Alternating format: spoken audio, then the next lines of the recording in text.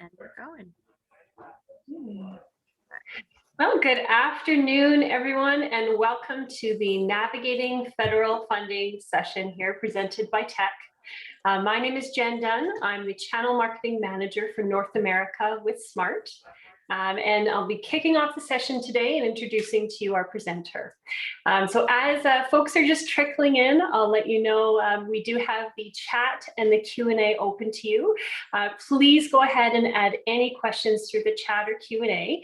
When you do select chat, you do have the option to switch from sending the question to either all panelists or to all panelists and attendees. If you're comfortable doing so, please do select that fully open option of panelists and attendees. That way everyone can benefit from seeing your question. We will be answering all the questions at the end, just to allow Evo to go through the full presentation first. Again, my name is Jen Dunn. I'm with Smart Technologies as a Channel Marketing Manager in North America. So it's my pleasure to introduce to you Mr. Evo Popoff. He is the Senior Vice President with Whiteboard Advisors. Most recently, Evo served as the Chief Innovation Officer and Assistant Commissioner for the New Jersey Department of Education. Prior to joining the Department of Ed, he served as the Senior Vice President of Achievement Solutions at Edison Learning, where he supported public schools and districts across the country by developing and implementing innovative solutions to improve outcomes for students. Evo has also devoted much of his time working closely with states, districts, and schools to help them develop and implement effective school turnaround, after school, online, and blended learning programs. Now, if that wasn't quite enough, Evo is also a practiced attorney working on labor and employment, antitrust, and general corporate law. In today's session, he'll actually be going through an overview and discussion of the $900 billion stimulus package that the Congress attached to the 2021 funding deal. Today, you're going to be walking away with the knowledge and resources that you need to effectively utilize these funds in your schools and community. So without further ado, I'll pass it over to Mr. Evo Popoff.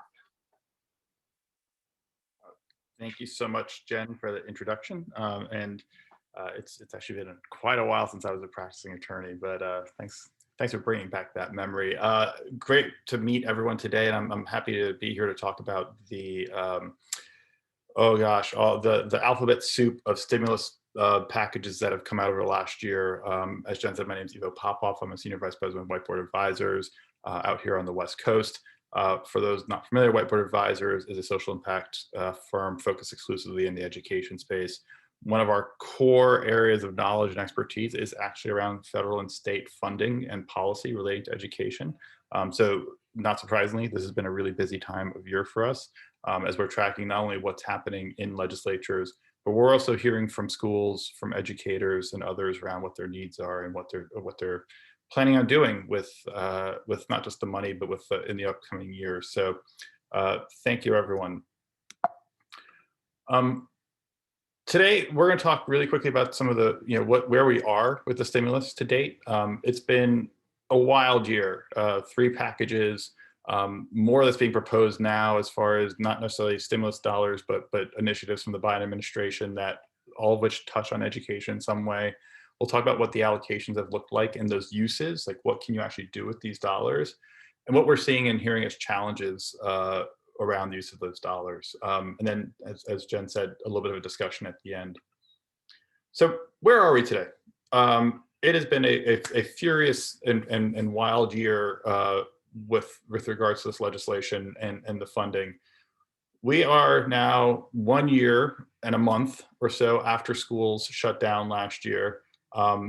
3 fiscal packages that have been put out, stimulus packages from the feds. The first one almost immediately after schools closed, so March of last year. A second one, excuse me, in December, and a third one as recently as just a month ago. For ease, I will call them ESSER. That's the easiest way to call them: ESSER 1, ESSER 2, ESSER 3. They all have their own. The CARES Act was the first one. CRRSAA was the second. ARP, or American Rescue Plan, was the third. But I find it's easier just to kind of talk about it from the perspective of ESSER 1, ESSER 2, ESSER 3. When you combine all that together, all of it together, what we get is at the elementary level, not the elementary and secondary level, we are looking at a ballpark of almost $200 billion that have been allocated to schools. That's looked a little different from one fund to the other. So the first had an almost equal split between elementary and secondary schools and higher ed. There was also a little pot of money for governors in that fund, which was, I don't want to call it a slush fund, but it was meant to cover things in education that wouldn't be covered by elementary and secondary schools funding or by higher ed, or to supplement those. So in some areas that was early childhood, but other things as well. In that second stimulus package, we saw more for school, for K-12 than we did for higher ed. And there was a real risk at some point that there wasn't going to be any money for higher ed there. And we still saw a little bit of a governor's fund, but it was diminished. And I'll talk about how that diminished in some ways. This last time, we saw a massive expenditure allocation for K-12, $122 billion, far surpassing what there is for higher ed. Still some money for higher ed, and absolutely nothing for governors this time, but a little bit for special education, IDEA. So that's where we are today, about a month and a half after that last stimulus package came through, with all of these lining up. So what does that actually mean? Like, what does this mean? And I know from talking to folks in states and districts, there's a headache that goes along. Like it's wonderful having money come in, but there's also a headache with all of this. Each requires an application, each requires tracking for the funding.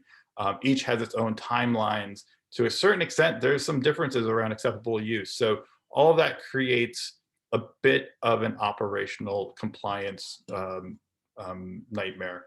How does this all come together, though, from a timing perspective and where we are right now?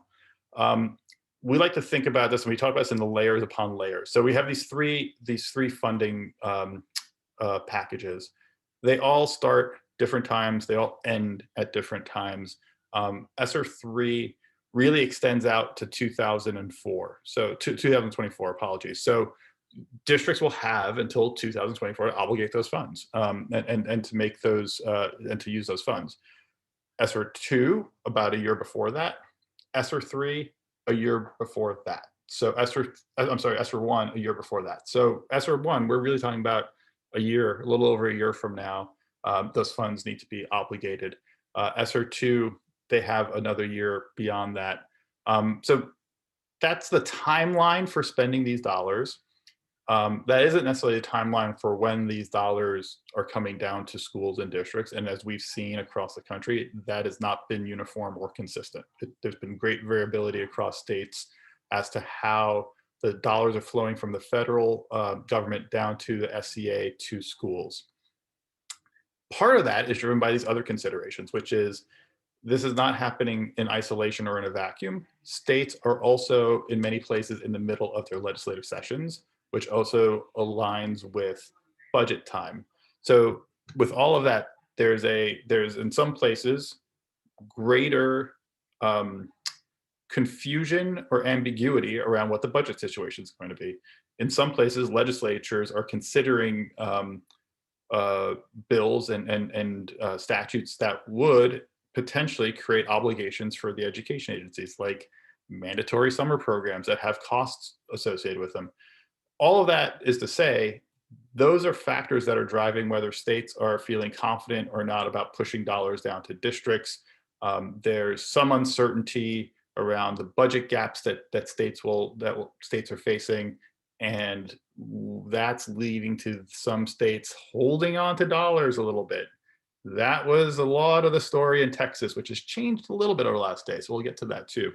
The whole point of which is to say, though, that there is within probably the next month or two, hopefully going to be greater clarity as legislatures and as some of these budgets get closed, because as you guys probably know, a lot of the budgets have to close in the next month or two.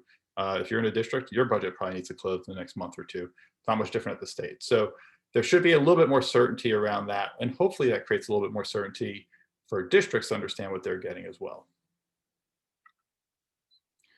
So the allocations themselves, generally similar across ESSER 1 and 2 and 3. from the perspective that 90% of the dollars are flowing directly to LEAs. And then there was a 10% set aside across all of them that was for the state to hold in reserve for statewide activities related to achievement of the goals of the funding programs, of the funding packages. Where things changed a little bit, and what we've seen as sort of a consistent theme, if we're seeing consistent themes with each of these, one is more money going to K-12. Another consistent theme, though, is greater prescription going along with the funding. So with ESSER 1, safe to say almost anything went. It was an emergency package. Schools were closing, facing massive challenges with getting meals out to students, with ensuring lights stayed on, and PPEs and everything, and devices. So there was very little consideration put into restrictions. It was very open, 90%, 10%. Second one, a little bit more. We'll get to this a little bit. Third one, a lot more. Of that 90% that the LEAs are getting, that districts get, no less than 20% of that is going to learning loss. And the rest has to go to allowable activities, which are the same as ESSER 2. At the state level, we see even a greater level of prescription. 5% at least has to go for learning loss. 1% for summer and after school programs. There's a chunk that is set aside for special education. So there's a little bit more prescription as we've seen over time. Some of it speaks to what we're hearing in some places as concern, or at least a desire to get states and districts to not sit on the money as much and to use the money a little bit more in ways that folks feel align with the overall objectives of the packages. ESSER timing and the state allocations. This is where things kind of went interesting with Texas. In the first two, ESSER 1, ESSER 2, there really wasn't any timing restriction on the state. The best way of actually looking at this was in ESSER 3, where very explicitly within the statute, the federal government and Congress wrote in specifically that the state had to pass along the dollars within 60 days of the date that the Department of Education released the money. That wasn't in ESSER 1 and ESSER 2. What we saw as a result in lots of places was the state sitting on dollars. This is the Texas story. This was also true in New York. This was true in Florida. This was true in a number of places where, despite the fact that there is a maintenance of effort requirement, a lot of the states were looking at the dollars and saying, we might be facing budget gaps as a state, not just in education, as a state. Before we pass along any of this money, and as you probably know, education is the single largest line item in most state budgets, we want to make sure we understand what the gaps are in our state budgets. We're not really passing on these dollars. Texas, probably more so than others, had been holding onto those dollars. As a result, if you went to districts in Texas, a lot of them were, you said, hey, what are you doing with your dollars? A lot of them say, we don't have any dollars. We're not sure what you're talking about. Similar in some other states. That's been loosening up in those other states. Texas was probably the last holdout. They announced yesterday an $11 billion allocation that they're pushing down to the districts of their ESSER funds. So that's great news. They've got another $7 billion that wasn't allocated.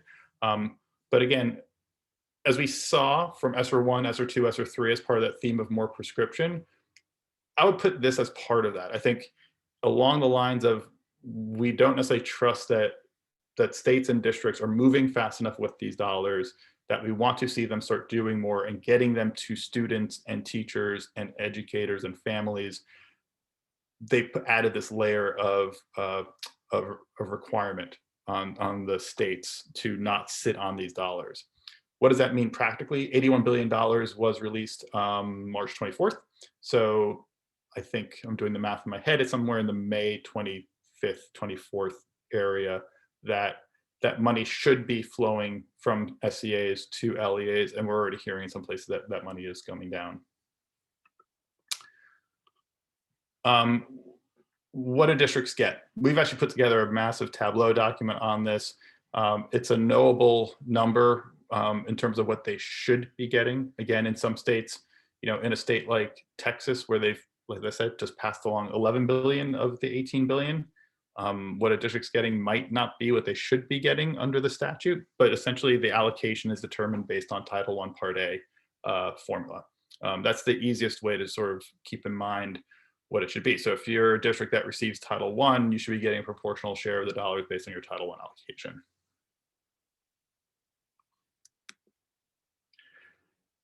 There is an interesting wrinkle here, though, which is this: the statute defines how the money flows from the federal government to the state to a district based on that Title I allocation formula. What it doesn't say is what the district then needs to do with those dollars. That means it's up to the district's discretion to a certain extent to pass along those dollars to the schools that it wants to target. It could pass along to every school. It could pass along to some schools. Ideally and conceptually, that should be going to the schools that are in most need. That is a huge core aspect of the statute, that the money should be going to the areas of need. So there's an aspect of this where we are hoping that that is what LEAs will do. But there's no requirement or prescription within the statute around how those dollars must get down there. This might be particularly interesting and notable if you're a charter school. If you're a charter school in a place where charters are part of the local LEA and the LEA has discretion, you are serving a Title I population, you want to make sure that those dollars are coming your way. So that is something that we'll see how that plays out and what happens there. Let me pause for a second. I don't know if we have questions coming, but I think we're going to answer those at the end. Use of funds. This is an area, as I mentioned, where there is a good amount of prescription that has been added along from ESSER 1 to ESSER 2, ESSER 3. In ESSER 2, which is HR 133, we did see a good amount of a long list, essentially, of what the acceptable uses are of the dollars. We were telling folks, so people come to us and ask us, what is it that, can we use it for this? Can we use it for that? The list is actually so all-encompassing that in some ways, the only thing that would prevent a district from or state from being able to align what it wants to do with the dollars themselves is kind of their creativity and the extent to which they can really think about what we're doing and how it aligns to one of these 15 things. A lot of stuff was in there. Learning loss was definitely a part of it. Social emotional learning is part of that. Mental health is a part of that. Technology and access to devices and content was a part of that.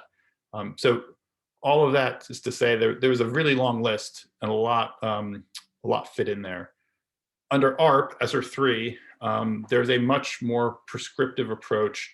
As I mentioned, not less than 20% has to go to learning loss. We'll get into this a little bit. What does that mean? I don't think anyone I've spoken to has said, I love the phrase learning loss. In fact, to a person, everyone has said, we don't really like this. Where did this come from? We don't know where it came from. My understanding is probably this was just some of the way people were kind of talking about this for a while publicly. And it just got seized and dropped in here. And now it's the language that people are using. So I'm hearing everything from learning interruption to learning acceleration.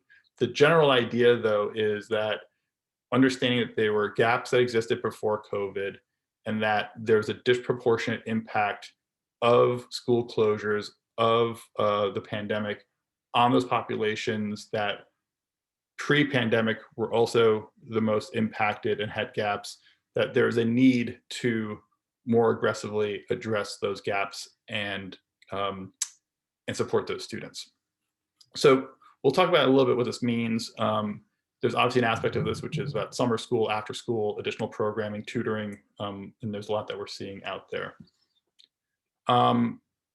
And again, not less than 20% has to go to those types of activities. The rest can go to anything in those 15 categories that are in the white column on the left.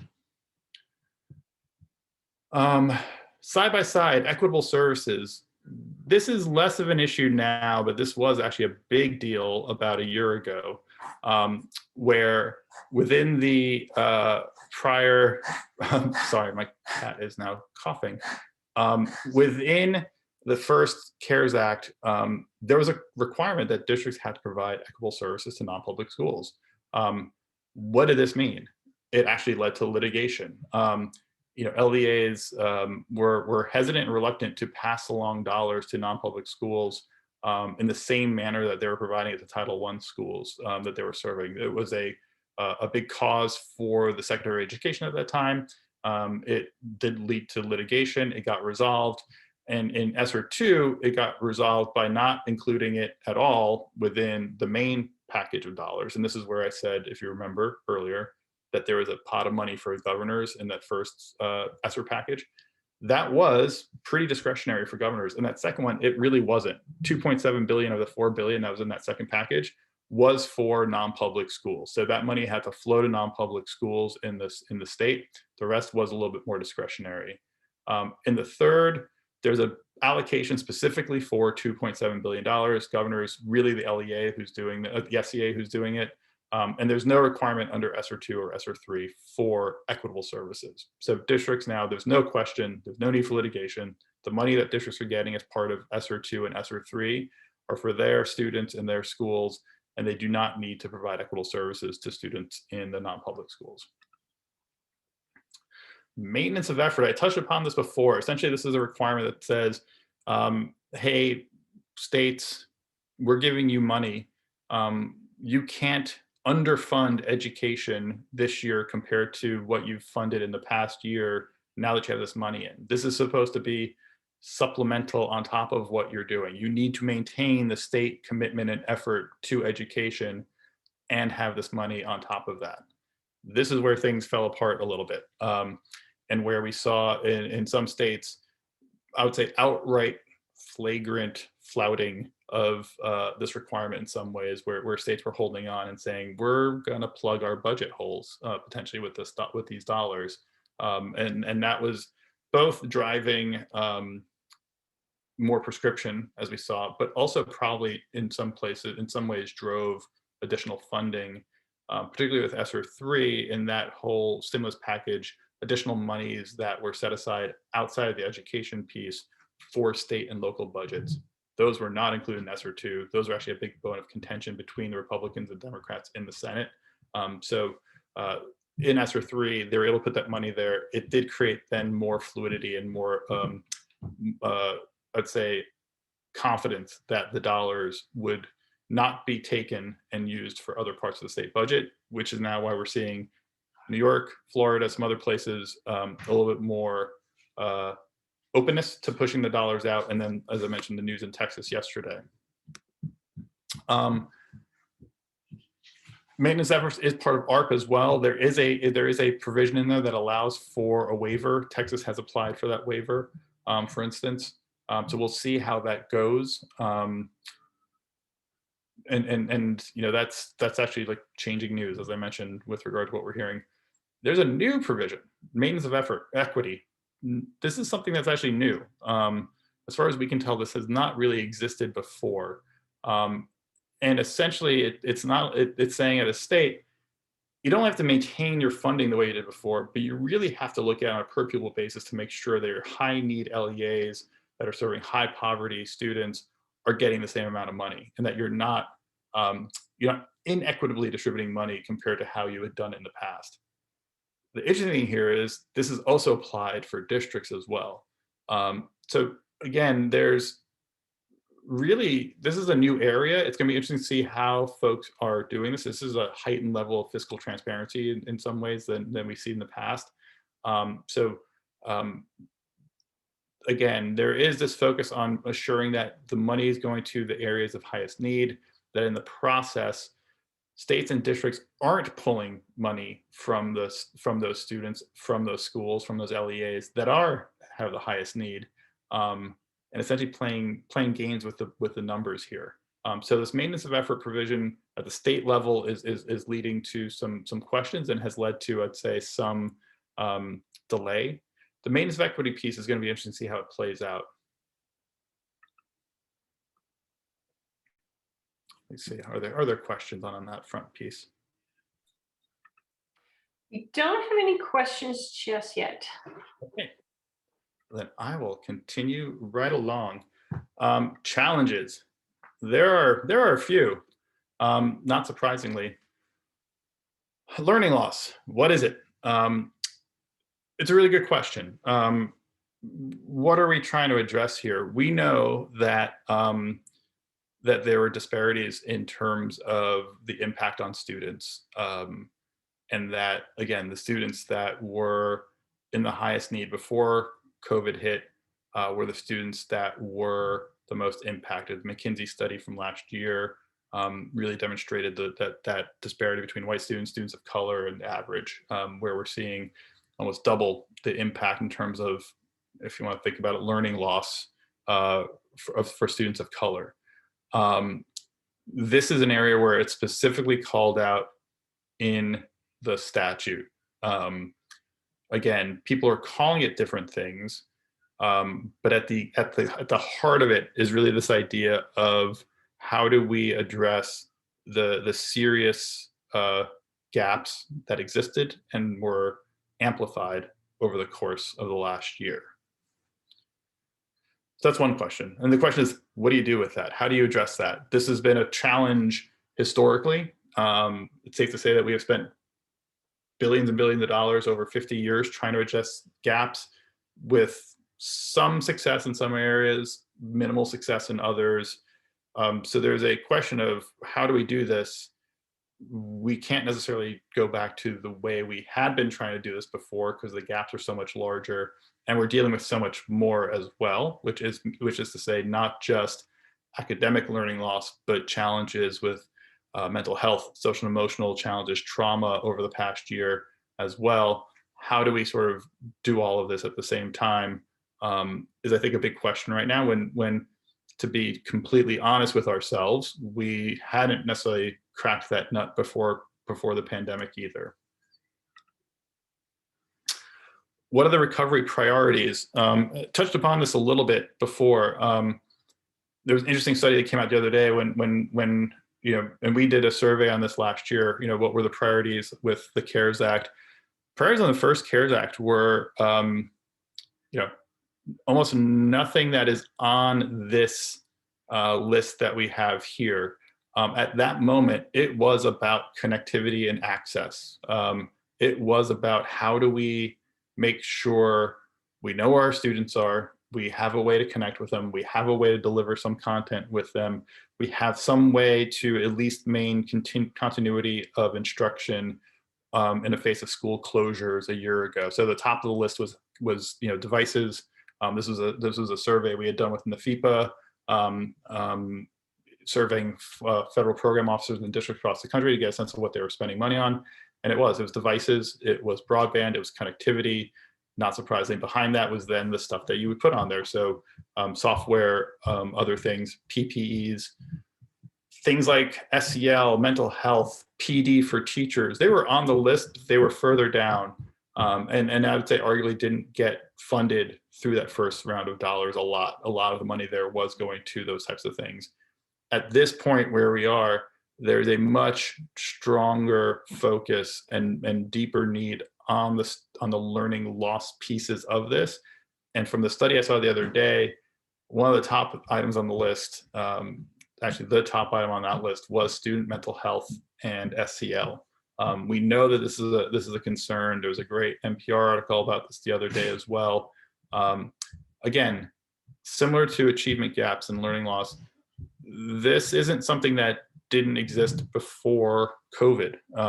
Social emotional learning, concerns with mental health have been on the rise, at least for the last decade, probably more particularly with students, pre-adolescent, adolescent students. So that isn't new. What we do know is that the pandemic didn't help that situation at all, and it exacerbated in some ways.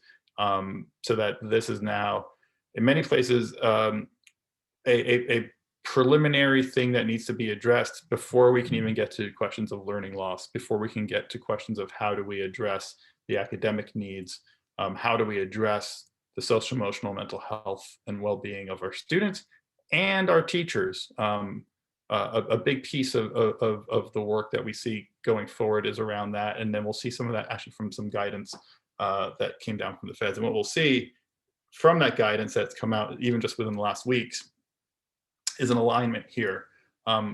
Again, a lot around summer school, a lot around tutoring. That is an area that we're going to, I think, continue to hear more and more as folks are trying to figure out how do we get high dose tutoring to folks and students who need it the most. Early learning, big focus of I think the last year. I think one of the things that the last year really put in sort of crystal focus for us all is not just the importance of early learning for the students, but actually for the economy as a whole. Childcare, having the sort of confidence of a system out there to take care of students so that the economy can run, and prepare those students adequately for their educational journey, I think has been a crystal clear focus. We saw that if you listened to Biden's State of the Union, for lack of a better word, yesterday. Really big focus on early learning, really big focus on childcare, really big focus on creating that sort of solid foundation. I think that's going to continue as well. I think another thing is, the student family engagement piece. This is one where this is a priority, in part because home and school were sort of thrown violently together last year in ways that they hadn't been before. We always wanted to have parent engagement. We got a lot of parent engagement last year. A lot more of a connectivity between learning in the home and learning in the school. I don't think that's going away. I think we're also seeing in a lot of places more families opting out of their local public schools. It's going to be a question of whether they come back. Are they sort of going to be more exploratory in terms of thinking about school options in the future? I think that's something folks are thinking about, districts are thinking about as well, in terms of how do we create programming that might be more appealing to them. So we're hearing more and more districts saying, virtual learning wasn't great last year, but it was pretty good for a small population of our students, or the certain students for whom this worked out very well.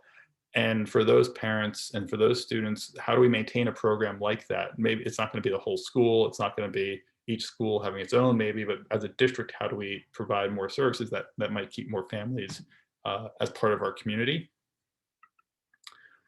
As I mentioned, the U.S. Department of Ed recently, I think this is just a few weeks ago, put out what they called their Ed COVID-19 Handbook, a roadmap to reopening.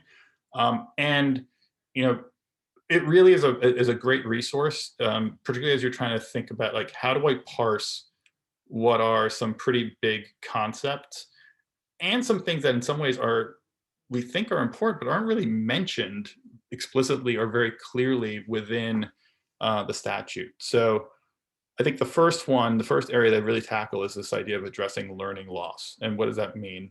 They call it sort of addressing lost instructional time. And they look at it from several perspectives.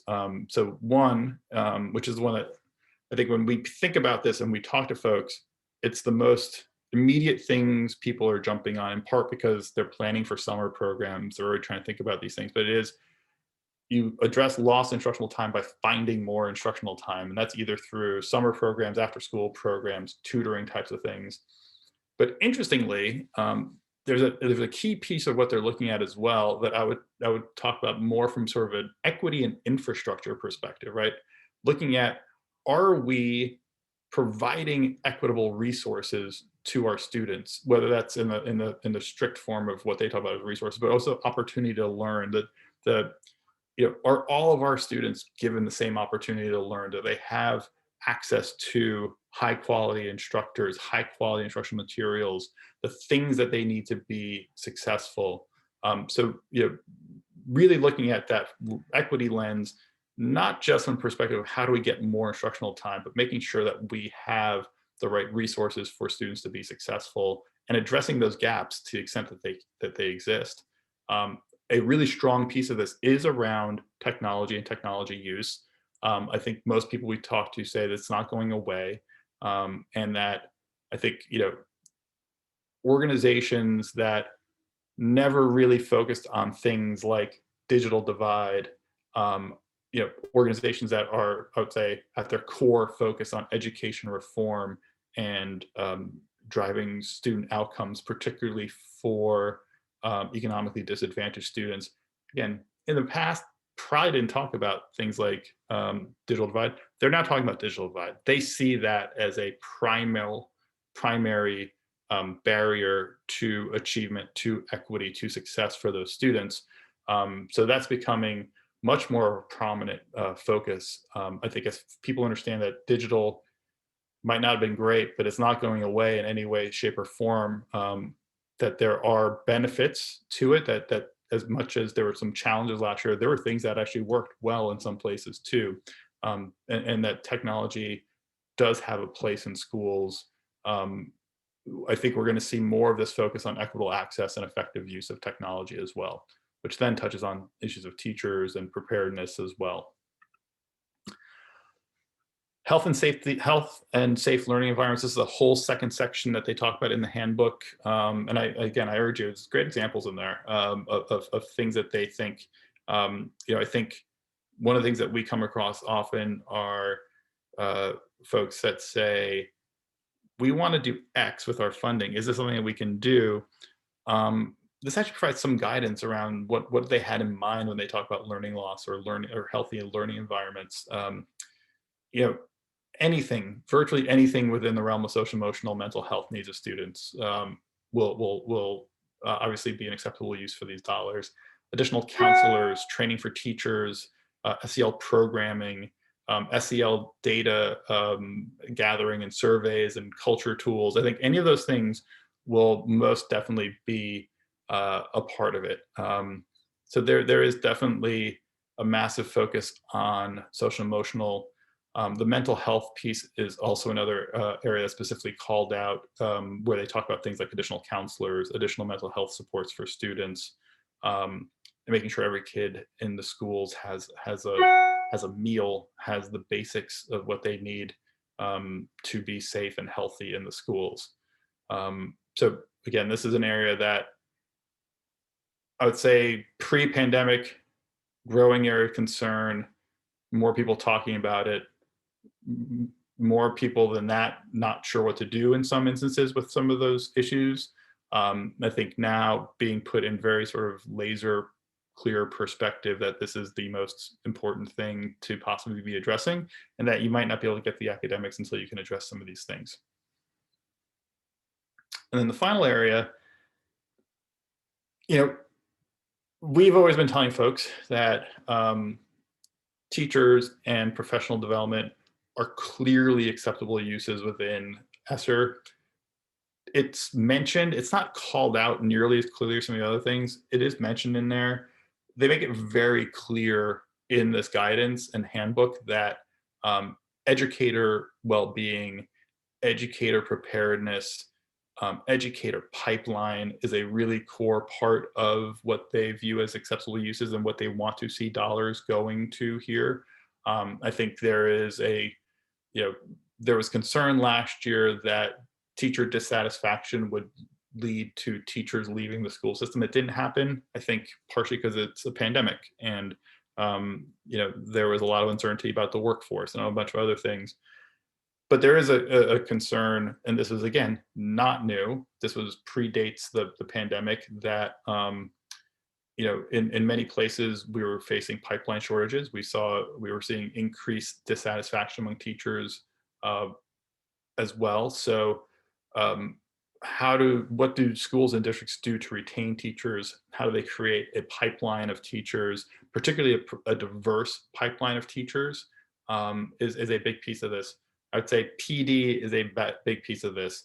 Going back to the point before around technology and the effective use of technology, I think a message that we've been talking about that folks like ISTE and others have been talking about is that equitable access to devices doesn't stop at the purchase of the device. It actually continues down to the preparedness of the educators, the training of the educators, the ability for those devices to be used effectively for teaching and learning in the classroom, remotely, in whatever setting. So I think that's an area where dollars are definitely needed, where the PD is definitely needed, and where there's opportunity to use these dollars for that type of training, and to try to build sustainable models around that as well, I think is a key piece of that, so that this isn't just a one-time, we have a device, so we're going to train you. What's a way to sustain, as a district and a state, um, the level of sort of competence with education technology. And then student educator well-being, in the same way, I always say, like, in the same way that it's hard to expect a teacher who doesn't understand physics or know physics to teach physics. If we're expecting educators to be part of the social emotional supports and systems for students, what are we doing to support the teacher's own social emotional well-being, their own social emotional competencies as well? So I think this is an area that, as I'm having conversations with folks, yes, they're interested in social emotional well-being of their students. They're also talking about, hey, can we use this resource? Can we use this survey tool, not just with our students, but with our educators as well, as a way to gauge their well-being and how they're doing? So I think that's an area that's going to be obviously an acceptable use. Again, some of these weren't as clearly, in this area, I'd say more so than the others, less clearly defined or as explicit in the underlying statutes. I think we had always told folks that this is a slam dunk as an acceptable use as far as some of the as far as these dollars for educators. But I think this guidance makes very clear that this is something that's core. And I believe, last thing is this question: what is the shape of recovery? There's been a lot of looking at this, and this talks to the sort of learning loss. There is a concern that what we see is a K-shaped recovery, from an academic perspective, meaning students who are who were successful before continue to be successful, while students that were struggling, and might have had gaps before, continue and not only maintain gaps. The maintaining gaps would be the upper right hand quadrant one, but actually you see the gaps growing, and it forms a K. There's conversations about this, not just from student outcomes, but also from a fiscal perspective. Is that what this is going to look like? Or is it going to be a little bit more like there are gaps, those gaps are going to persist and maintain moving forward, or we're not able to bring those back together? Or at some point, is there a U-shaped or V-shaped recovery where we see the gaps close? That there weren't gaps in some areas, now there are, and now we're going to be able to close them. So I think there's a lot of questioning around how this is going to work, and the extent to which we're going to be able to address the gaps that were created last year, as well as underlying gaps and challenges that might have existed before that. This is it. There's nothing there. So that is it. I will stop sharing my screen in case there are questions. Jen? Yeah, we did get just a couple questions. Just grab my question window here. Evo, can you go into a little bit more detail on what the key restrictions are for spending the ESSER funds? There aren't really, restrictions in the sense of, like I said, the acceptable uses lay out what you can use the funds for. There are going to be compliance requirements around the applications that must be made to the state, to the plans that you need to put together. I think there's going to be a little bit that's dictated at the state level. But for instance, a frequent question we get is like, is there a restriction on being able to purchase sign up for like multi-year contracts for things? Under ESSER, no. Like the federal statute doesn't put a restriction on that. That doesn't mean that an individual state might not. So I know in some states, for instance, there's you might have rules that prohibit one school board, a local school board, from obligating a future school board's budget, which literally then means you can't have more like a year contract.